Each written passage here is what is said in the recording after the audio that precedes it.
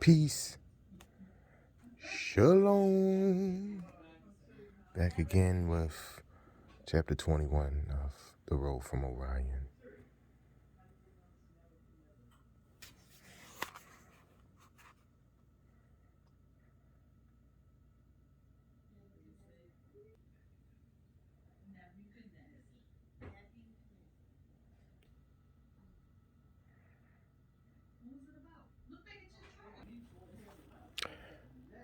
O King, you are this great star, the companion of Osiris, who traverses the sky with Orion, who navigates the netherworld with Osiris. You ascend from the east of the sky, being renewed at your due season and rejuvenated at your due time. Utterance 466, Pyramid Text. Within minutes, unwanted ideas in print were coming to my mind as I floated into futurity. Howard Hughes, Medical Institute News, November 9th, 1999. For more than 30 million years, humans have been carrying a snippet of DNA that resembles a gene sequence of the human immunodeficiency virus HIV, an ancient family of viruses known as HERV-K, first took up residence in the genetic material of old world monkeys. The viruses then move with pre-human hosts as these species became Homo sapiens. Nature, February 12, 2001. The human genome is 95% junk and highly fragmented.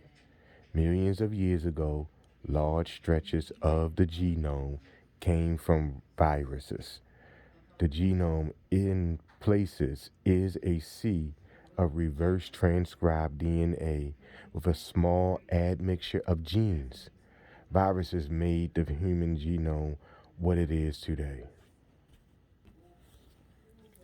Many long-held beliefs were recently uprooted due to the research showing that 30% of a plant's genes are similar to a human's, positing a cross-kingdom heritage with that of a species intimately dependent on light, introduces a new perspective on mysterious psycho-spiritual enigmas such as halos and uncorrupted bodies. Journal of Theories, Volume 4 through 6, 2002. National Geographic News, October 8th, 2003. Studying the cosmic band radiation of deep space, cosmologists and mathematicians suggest our universe is finite and resembles a soccer ball, or more actually, a dodecahedron, a 12-sided volume bounded by pentagons. A dodecahedron has line segments based on the golden ratio pi.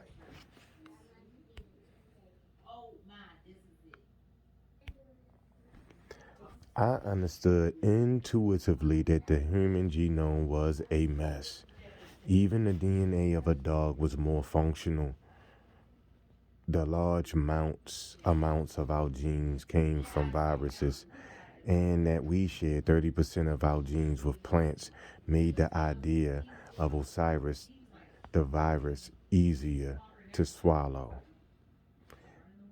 Even the universe, as a dodecahedron, a volume of space with 12 faces, 20 vertices, and 30 edges, was related to icosahedral viral structure. In the three dimensions of our world, The icosahedron serves as a model of fivefold symmetry, for it is solid containing 20 identical triangular faces, 12 vertices, and 30 edges. Actually, the lambda virus was the basis of both human evolution and the new afterlife species. Two beginnings, two products. The lytic pathway was simply rapid vegetative replication, human viral plants popping up everywhere in a spontaneous outburst of the new species.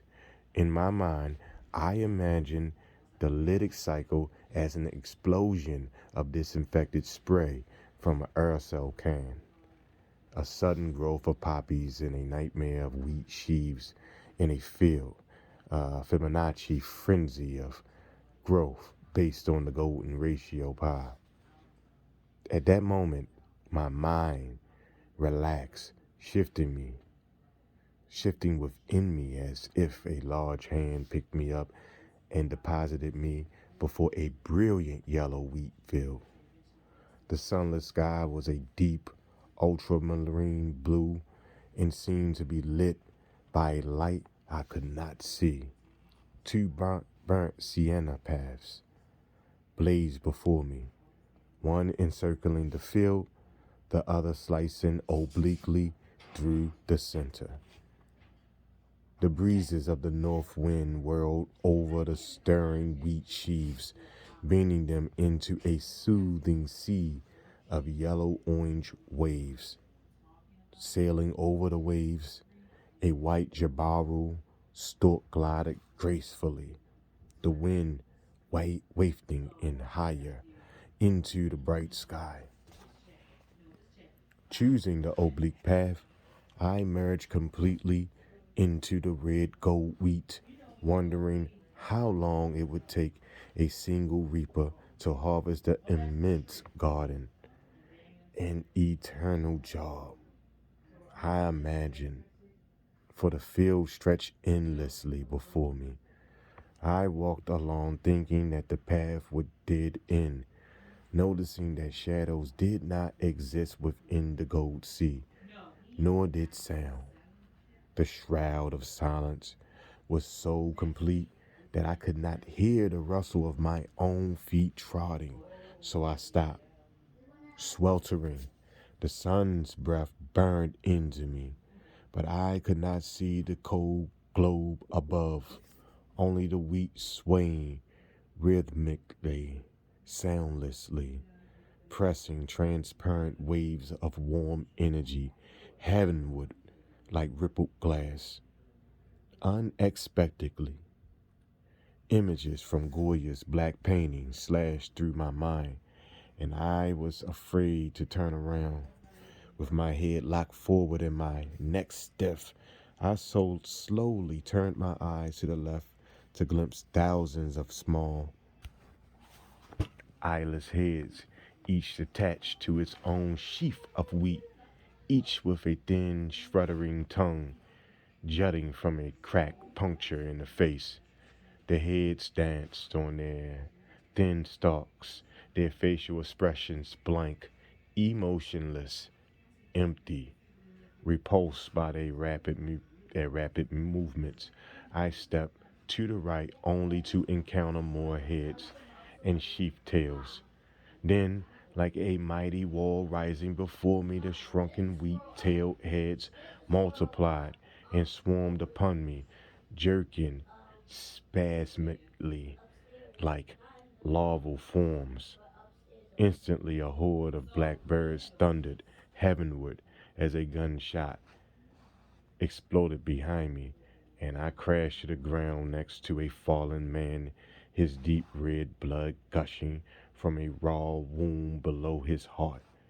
To my horror, the man was the Dutch painter Vincent van Gogh. Sitting up, I tried to support him as he struggled to rise. 3 times he fell down into the indifferent earth, and 3 times I heard the hard dissonance of Mahler's Sixth Symphony thundering through my mind. The sound of God striking down a man, the horror of the Reaper doing his job. Finally, Vincent was standing, fatally injured. His eyes told me that we should proceed on the path ahead to the end where he lived. We walked slowly and carefully in silence through the wheat field, his blood slowly dripping to the stained earth in shades of brilliant reds and deep purples, a palette of blood from his tortured spirit. Preoccupied with getting him to safety, I forgot that the shrunken plant heads as my conscience shifted back to Lucia's house, where I lay sleepless, staring out of the dark window and thinking of the self-trained Dutch artist and his sickle guard. Vincent first painted the Reaper a year before his suicide. The thickly painted, almost all yellow canvas showed a small man with a sickle reaping a gold wheat field under the monocle eye of the Titanic sun. Vincent understood the Reaper as an image of death and humanity as the wheat death reaped. Yellow was his favorite color, as can be seen by his many paintings of sunflowers, buildings, backgrounds, fields, and starscapes. The color bleeds from the faces of his subjects. In his self-portraits, it is apparent that the last dab of paint he placed in the pupils of his own blank eyes was a pale citron yellow. Even the canvas of his skull is highlighted in a halo of Indian yellow, the color of the sun. His painted skull still haunts me. The high forehead, the empty eye sockets, dab blood red, the weak occipital crest that housed Vincent's tormented brain. All these features frozen within a pentagonal face painted lurid green. Was it the frightening visage of a humanity at an evolutionary dead end? Or was it simply a bone mass from which Vincent van Gogh's consciousness vanished?